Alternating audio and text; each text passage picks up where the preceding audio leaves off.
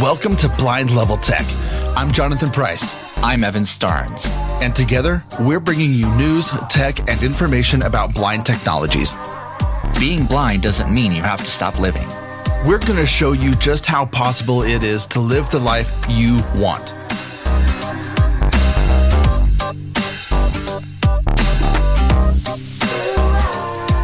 Hello, listeners. Ladies and stuff. Oh, wait. Are you doing the intro or am I? You go. Usually you do it. So. Okay.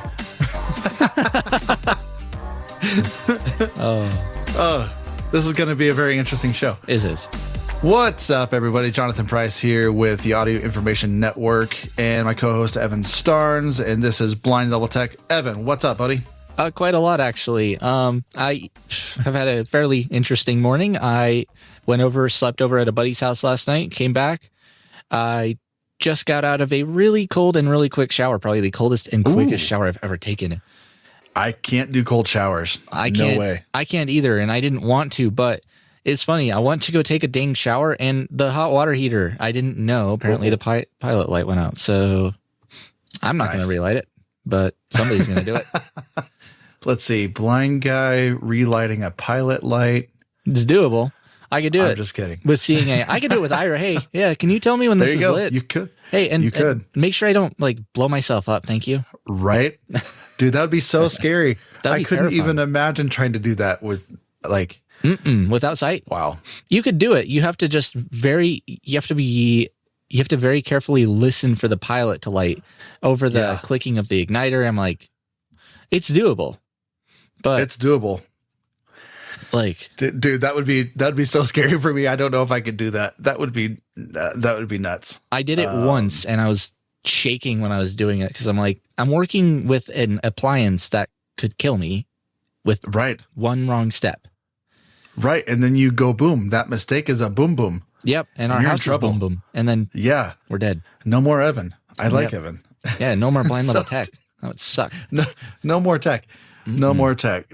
Well, we have some cool events coming up. We have the Concert in the Dark event featuring Diane Shore, and that is coming up. If you're listening to this when it airs, it's actually coming up this Thursday, May 4th. So hopefully you guys can come out there. If you're listening to this afterwards, well, we missed you there. It was a good show. So there's not really much I can say about that now. Hopefully you'll be at the next one if we do this on a regular basis. So it's a really cool event, and it's designed to, I don't know, Evan, what's the best way to kind of describe this? To immerse yourself in audio without visual components? Yes, that's exactly what it is. It's designed to be a truly immersive experience, so you experience music without any visuals. So usually, when you go to a concert, you got all sorts of flashing lights and pyrotechnics and fog machines. Yeah. Not here. This is going to be completely auditory. You have the option of wearing a blindfold if you want, but you don't have to. And yeah, I mean, it's a great way if you're if you're an artist ever and you want to do a really cool show, but you don't have a budget for pyrotechnics, just call it a concert in the dark. And then don't worry about it. Just kind of make it an immersive experience, and then just kind of pawn it off on that aspect, on just the auditorial aspect. But I tell you what, one of the coolest things that I've ever done, or not really ever done, but that I've witnessed, when in college we had these kind of like a music appreciation class, but we would go to the recital attendance and all that kind of stuff. But you would listen to just people perform what they've been working on. There was literally no audio. There was no visual aspect to it whatsoever. It was just the solo artist on a classical guitar or piano or an opera singer or whatever the instrument. And some of the most beautiful, mesmerizing moments happened on those stages when it was just the music. Yes. And yeah, some people fell asleep just because it was classical music, and a lot of people fall asleep to classical music.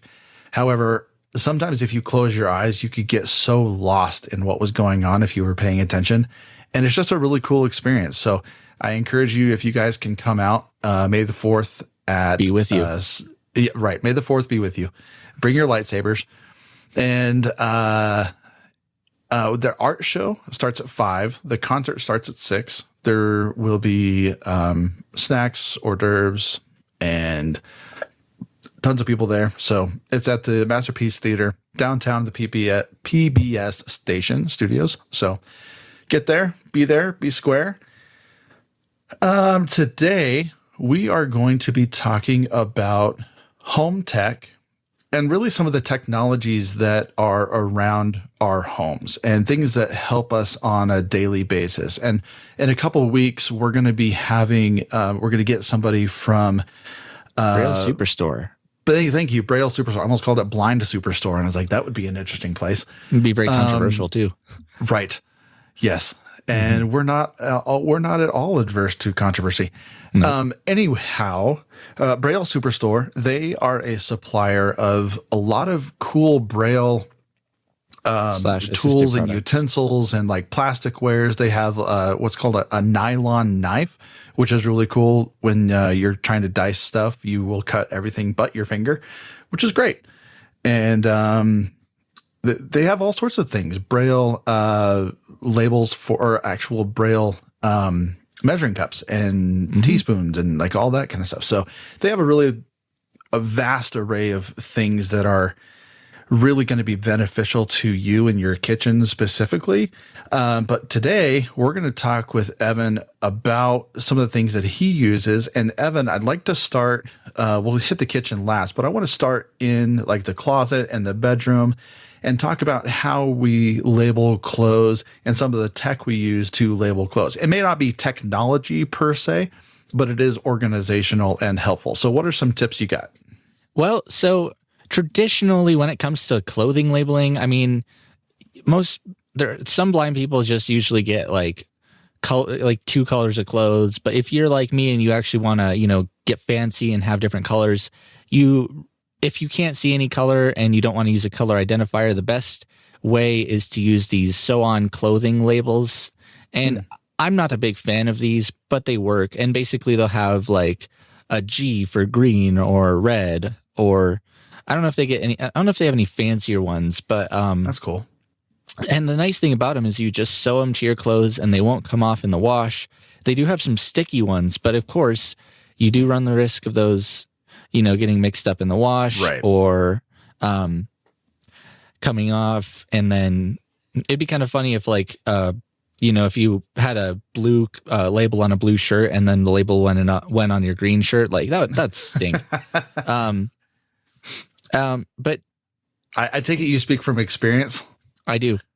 Nice. I haven't used those labels in a while because they kind of become cumbersome, especially if you get new clothes. You have to sew those on. There are other options, of course. You can use an app like Seeing AI that offers a color recognition feature, and then you just point your phone at the article of clothing. Sweet. You can also use these, and I believe they are on Braille Superstore. You can use these things called wear-round tags, and wear-round tags are techie and they're cool. Yep. What they are is an app, and they're NFC tags, and NFC is near field communication. So you hold your phone up to the tag, it recognizes it, and then in this case, it will tell you can assign a recording or a text label to that tag, and then you can put these tags on clothes and like shirts and pants, and they even have different varieties of tags. So they have like stickers, they have these buttons that you can sew on, and they look really nice, and they have that little chip in them, and then you can just scan it with your phone, and you only have to teach the clothing, or you don't have to teach the tag to it once, and then it'll recognize it. And those are actually really useful for not just clothing, but a lot of other things. I'm assuming they're washer and dryer safe. Okay, absolutely. Very cool. Can you describe kind of, it's hard for me to understand what it would look like, but I'm assuming it's like this little patch that goes on, or is it like a clip on, or how does it work? It's literally just a little sticker. I mean, it's very, very thin. NFC chips now are thinner than micro SD cards, and those are already thin. Yeah, like it's impressively thin. You don't even notice it. It's about as thin as like the tag on your actual clothing. So I'm assuming you would have to have somebody help you set that up, because if you were to say, well, I'm buying a green shirt, but it's not really green, someone would, I'm assuming, would have to help you say, no, this is really a pink shirt or whatever. Yeah. You would have to do that, or you'd have to like color recognize it with something like Seeing AI if you didn't want the person involved. But you could, yes, you would have to do that at first. And then, once you've taught the colors, you could actually get as fancy as you want. You could be like, dark blue polo shirt or, and then besides the stickers, like I said, those buttons, the buttons that they have, since there's an NFC chip inside, are about as big around as a quarter. So, okay. It'd look really nice on like a thick sweater or a jacket or where something. Do you like usually that. put labels like that? Do you put them under the collar, or where do you put them? I put them on the inside, like near the, if it's a shirt, I put it kind of near like the waist of the shirt, where the bottom is. Kind of like down by the tag? Yeah, the bottom exactly. Okay. Right by the tag, actually, is what I've always done. Okay. And it usually works pretty well, and I've not ran into any issues with, unfortunately. That's awesome.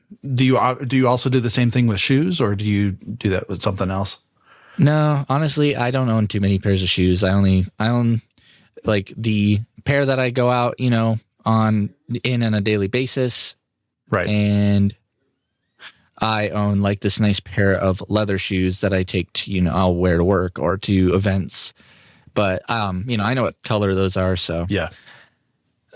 Well, in any case, you can just call Be My Eyes and, they can help you too. Yeah. And eventually, fortunately, shoes, unlike shirts, most people usually own like a few, like 2, 3, 4 pairs of them. So eventually you'll start to, by texture, you'll start to recognize the colors of those shoes. So, like these are white shoes and these might go well with, this shirt and pants. There's a lot into it. I mean, personally, I'm one of those simple dudes. Like, yes, I like to get fancy with colors when I want, but I honestly I throw a shirt and pants on, call it good. Yep. Anything else in the closet area, organizing your clothes and things like that, you want to mention before we head out into the bedroom? Yes, I definitely say grouping your clothes is important too. So like group all your green, your one single colored shirts, and this is important for anybody. I mean, it just makes it easier to pick out colors. And then when it comes to socks, we didn't really cover socks too well. I rather than having a drawer just full of mismatched socks everywhere, I always clip mine together. You can get these like little plastic clips. They almost look like a clothespin, and they kind of close around your socks. Or you can get these sock organizers. I don't know exactly where you can get those, like Walmart or Target, and they have these little square sections where you can put your folded up pairs of socks and keep them organized. Now, when it comes to actually, you wash your socks, you sort them, and you have to put them all away. I've always done it by texture. So the nice thing about my colored socks is they feel different. So my white socks actually have a different texture from my red socks or my black socks. I have an addiction to fancy socks. I'm not even kidding. I've got like 40 pair of these like dress socks, and all of them are a different pair. So I've got like Argyle, I've got Ren and Stimpy, I've got the Hulk, I've got music ones, I've got Bronco ones. I've got tons and tons of like funny looking socks. But yeah, I just had to throw in my sock story because I really, really enjoy socks. Yes, and there's a company actually called it's called Two Blind Brothers, and I want to plug them here because they are amazing. And they actually sell all sorts of different things. They have hoodies, they have shirts, and they have socks. And their socks have Braille on them with the color, and it's really cool. And I love them. And I actually own a couple pairs, and they're comfy socks. We need to get them on the show then. Yeah, we do. I've spoken to them in person, and I love them. Very cool. Awesome. So we got socks, we got clothing, we got shoes. Anything in like the bedroom area that is, I know that's really more furniture based, and that's more, I don't know if organizational, but is there any tech that you would use in a bedroom setting that would help you out? Not really. Apart from my Alexa, but I mean, don't we all just use those? Alarm And clocks, she's probably phones. going to pipe in right now. Everybody wait for it. Hush it. Hush it. Okay, so tech in the bathroom. There's all sorts of stuff I know, from talking toothbrushes to I'm assuming toothbrushes. I don't know. There might be talking toothbrushes. No, there's not talking toothbrushes. That'd be interesting. They got talking everything else. Yeah, that's true. You've brushed for 2 minutes. Good job. Right? I don't know. I actually I'm kind of a nut when it comes to tech and expensive crap. So I actually personally, just for nobody's benefit, use a Sonic Care toothbrush. It's like, oh my goodness, that thing was expensive, but it has an app with it and it'll tell me how well I've brushed. And, it'll tell you like, you focused better on this area, but you could do better with, if you focused on the bottom left side of your mouth or something like that. And that's for anybody. It's a great little toothbrush, but talking tech, yes, there is some bathroom talking tech. But it's starting to kind of get replaced by smart stuff, like mainstream smart tech that you can buy. But the big thing is talking bathroom scales. Yes. Yep. I personally do own one, although I am tempted to replace it with a smart scale from something like Fitbit. Actually makes a smart scale, but the nice thing about those is you can actually just see your weight in an app and you don't have something like saying like, your weight is 160 pounds. Get off. Yeah. Oh, sorry. No, a horrible scale would be if you got on it and it just said what you might think it would say, or if it was just funny, if you had the personality where you could get on it and be like, just making, dude, right.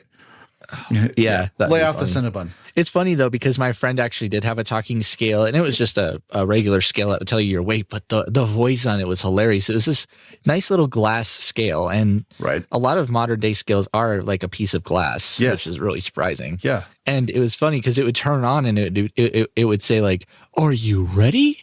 In this like interesting, very deep female voice. And it was like, please step on the scale. Okay. And it was like, your weight is, and it just saying this weird voice. Weird. It was, yeah. That reminds me of like all those Sharper Image like store things that. Oh yeah. Like, I don't know. That just reminded me of something from Sharper Image. Good old Sharper Image. Oh, I love Sharper Image. I miss Sharper Image. Still, I think they're still around. I had a clock from them that had like all these cool sound effects. Like, it even had like a train sound for sleep. It was a really cool little thing. I miss it. I sleep next to a train and I really don't want to sleep next to a train anymore. No way. Anyway, sorry. Bathroom scales. More stuff. More talking tech.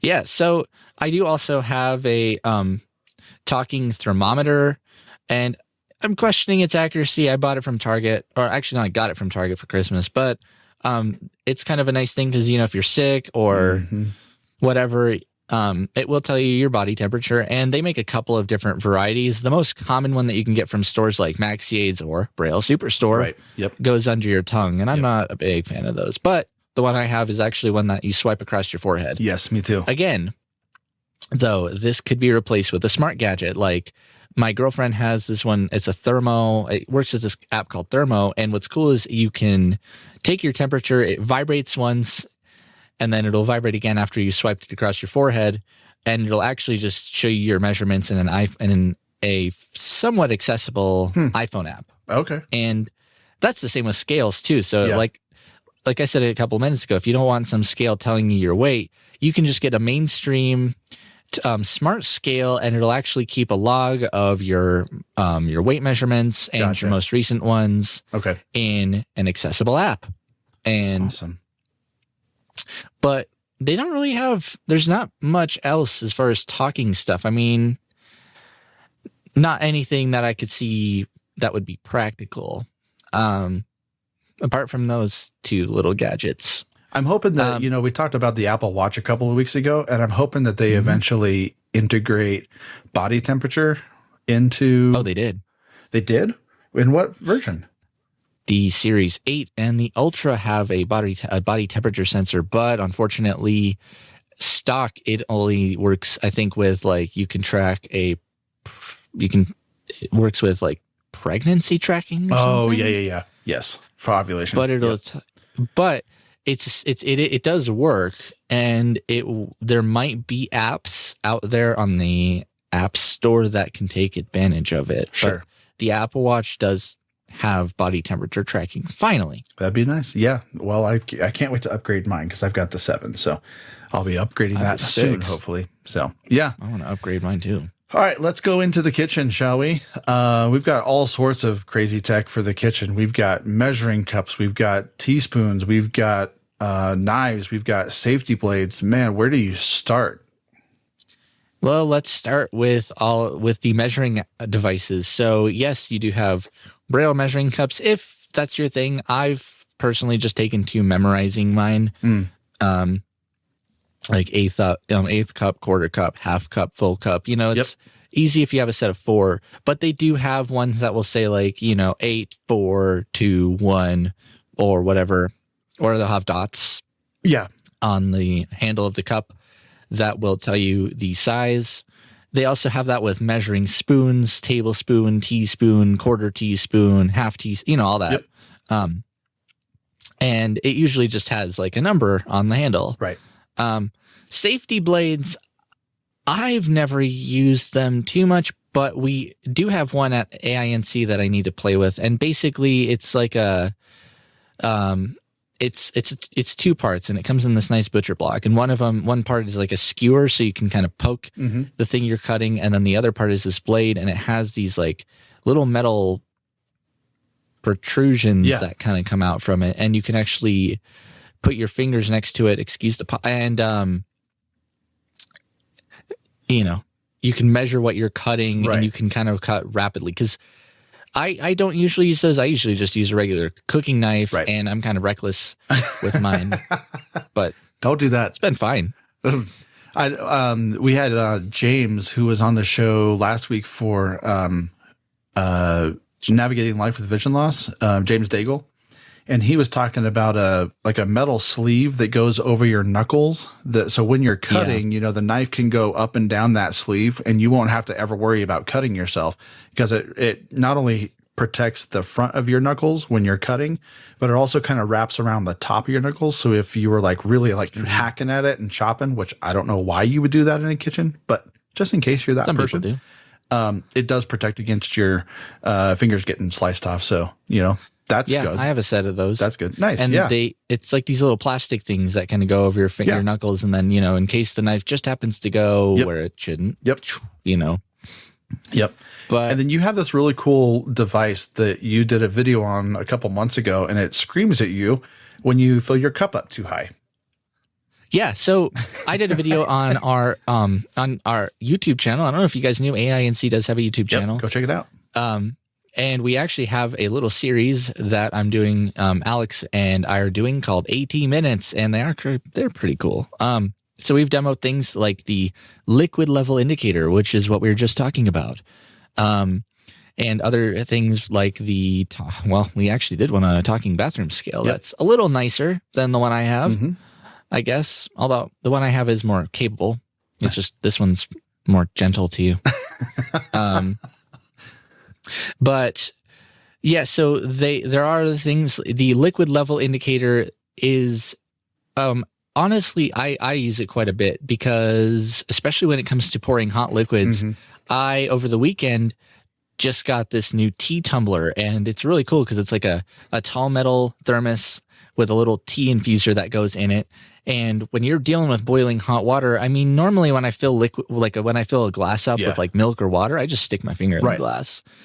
But when you're dealing with hot boiling water, you don't exactly want to burn yourself. So this thing, it has these 2 or 3 metal prongs depending on the model, and they go inside the cup, and then the liquid makes contact with those metal prongs, and it can do anything from beeping to vibrating to playing a melody. It's actually funny. A friend of mine actually had one that would play this cute little chip tune version of It's a Small World from Disney. Aww. And yeah, it was really cute. But the cool part is you guys heard me mention the 3-prong ones a few seconds ago. The 3-prong versions have a prong that's a little higher up And what it will do is if the cup is really full, the beeping will change to something more rapid or continuous. Nice. And yeah, those are pretty nice. I don't like the beeping ones too much though, because I've never found one that isn't quiet. They are loud. Oh yeah. Bloody loud. But they do have one that does just vibrate. And the nice thing is you can kind of put your hand around the base of the cup and you can feel it vibrate, and it's super discreet. And yeah, those really, really do come in handy. I do wish they had somebody out there make this, and maybe, I don't know, this seems practical to me, a thing that will tell me the temperature of the liquid. Oh, like a talking thermometer, like a probe. Like a talking probe. They do have those on Braille, the Braille Superstore. I saw they have a talking meat thermometer. They do a talking. They have a couple of Body talking temperature. thermometers. Yeah, they have a couple of them. The talking meat thermometers are cool in a way, because you just hit a button and it'll tell you the temperature. I actually do have one that I got that's interesting because it's got a probe that's connected to a wire that plugs into this little box, and that box actually it will tell you temperature updates, and the cord is made out of silicone, so you can actually just stick it in the oven and it'll actually tell you when your food is like finished cooking. Yep. Nice. Which is pretty cool, and it'll beep as well.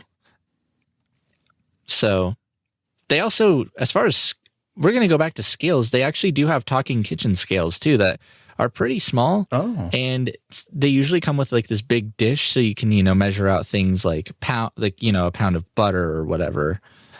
So those exist as well. Yeah, I was just on the I'm looking at the Braille store right now, and they have a talking indoor-outdoor thermometer. Where was it? Those have been out for quite a while. That one's actually been out for years. Yeah. I remember I got one in kindergarten back in 2008. Oh, geez. And that model, it's pretty cool and kind of basic. It's basically a little box with a wire that's sticking out. That's got this cute little tiny guy on the end. That's a thermometer. Yep. You stick it out of your window, and it has a suction cup. Yeah. And it will tell you the indoor and outdoor temperature. Yep. What was fun, this brings back a fond memory that I had. I used to have one of these, and I used to love sticking it in the freezer and just watching it go from like 60 to 50 to 40 all the way down to 0. And I remember sticking it next to a light bulb, and it was super cool. So I used to dork around with mine. They also do make a clock from ILA, Independent Living Aids, or I believe the company is, I don't know if it's Ryzen, but it's a really nice looking alarm clock. And what's cool about this alarm clock is it has this cute little wireless temperature sensor that's like a little box that you hang outside your window, and it will actually interface with the clock. And what's nice about that is you can turn on an hourly report, and it'll tell you the time and the indoor and outdoor temperatures. And yes, I know you can ask your smart speaker, but it is nice just knowing the temperature of your area around your house. And and it doesn't use any internet. And I'm all like, this is going to surprise some people, but I do love offline devices. Yes, me too. A lot. Yep, me too. Yeah, I don't want really Alexa or any of those devices listening and then giving me a million Facebook ads. It just weirds me out. Offline, good stuff. Bump dots. Let's talk about bump dots real quick. Bump dots are nice. Do you use a lot of bump dots? I know they've got a lot of different styles of bump dots and those types of things. So what are they really designed for, and what are they good for? Bump dots are good for quite a few things. You can put them on a certain type of, a certain jar, or what I always use those for is labeling kitchen appliances. So, not even kitchen appliances, just appliances in general. So, bump dots, or raised markers, as they can also be called, are really useful for instance, labeling like the normal setting on your washer, dryer, or labeling like certain temperatures on your oven. So like on our oven, I used to have a label for the 350 degree mark, and you just point it right to that mark, and the cool part is that they do have different ones. They have ones that are like a round bump. They have ones that are like an indented bump or a square. And so you could just label, whatever you want, especially if you have those lovely flat paneled devices that, you don't exactly know where the buttons are. You can put the buttons on like the start button for your dishwasher or the ice and water buttons for your refrigerator, for instance, which we've had to do before. You could also, put buttons on like your microwave on the number pad. Right. So you can have like, all of the buttons labeled, and you'll know it's the number pad based on its shape. Or I don't do that. I actually label my microwave with Braille. Yep. They have the Braille numbers too. They do. Yeah, those are cool. They have Braille numbers. You can get those, or you can use a Braille labeler. And then do you also, that's a whole rabbit hole. going into like the labeling and stuff, do you use PenFriend? Do I use the PenFriend? No, Okay. It's quite expensive, but the PenFriend is kind of like the way around system. You can put a label on something, and then you scan it, and then you can record a voice note on the device itself. It's that cute little device. I think we've talked about it before. Yeah. But they're a little expensive. Very cool. Very cool. Well, anything you want to hit before we wrap up? I know we didn't get to the living room and like dining room and all that kind of stuff outside, but we'll do that in another episode. Anything you want to hit in the 3 areas that we talked about? Not particularly. I will say with the bathroom stuff, when it comes to labeling bottles, I never use like any assistive stuff. What I used to do actually is I used to just put like a hairband or a rubber band around like the conditioner or the shampoo, and then, that way I could differentiate between the two. Right. But honestly, there's not too much in the line of like adapting things. I mean, you usually just, like I said, just the talking scales or talking thermometers if you like that stuff, and way around tags and rubber bands. Like there's a lot of stuff that around your home that you probably have right now that you can use to adapt certain things. Yeah, I think it's really up to you how you want to adapt to your own environment. Everybody's going to have a little bit different style or need or desire. And, even as a sighted person, I still have a way I like to organize my stuff versus how somebody else will organize their things. And it just makes sense for me. And it's important to remember that when you guys are going through your stuff, your things, it's okay to have your stuff the way you want it. So don't be afraid to just say, hey, I want all my sweaters together. I don't care if they're brown, gold, pink, yellow, blue. It doesn't matter. I want all my sweaters together. And then you want it doesn't matter. Organize it the way you want it to. That makes sense for you. Just make sure that you tell somebody the way you organized it so that if they are helping you, that they put it back where it's supposed to go. Otherwise, or if you're like me and you live with family and they reorganize your stuff all the time. Oh man, that's that they don't do super that. annoying. Super annoying. So cool. Evan, any final thoughts? No, I think we've covered quite a bit here. Definitely give the Braille Superstore a look because they like I said, they've got a lot of stuff. Useful gadgets from talking thermometers to accessible measuring cups to, if you don't have your phone, they even have Braille timers and they even have some pretty expensive stuff. I think you can actually buy Braille displays and stuff. I used to get they had an annual Braille catalog that they used to send out with like all of the latest and greatest. So they've got give them a look. A ton of stuff. They even have like computer lab stuff, like even software for math and English and the schoolwork stuff. You can buy talking typing teacher and all sorts of stuff on that. So I mean, seriously, it's a superstore. That's for sure. That's right. Lots of super cool stuff. Well, Evan, man, this week has been a lot of fun. And are you going to the concert? I sadly am not. I have finals. Actually, let's do this a little out of order. Because usually I'd update y'all on my whole week and blah, blah, blah. This week is my last week of college for a while because I've decided I'm going to take a break for a while because I just kind of, it's not where I'm going. I feel like I'm kind of just, I feel like I'm on a bike where the wheels are spinning and I'm not getting anywhere. So I'm taking a little break for a while and, I will say tech wise, actually, there's something I really wanted to talk about for 30 Go for seconds it. here. Over the weekend, I just got into a thing for the Mac called Parallels, and oh my goodness, man. this is cool. Welcome to Parallels. Yes.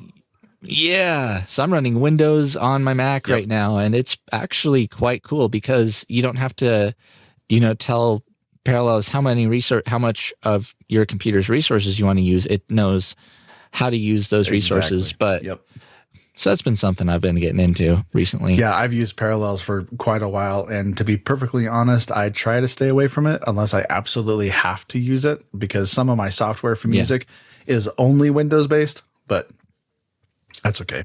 Yep. It'll still run on a Mac. So, well, very cool. Interfaces with it nicely. We have, so we do have the Concert in the Dark, like we mentioned in the beginning, upcoming Thursday. If you're listening to this after Thursday, you missed a fantastic show. And we also have the White Cane Project. Evan, can you tell us a little bit about the White Cane Project?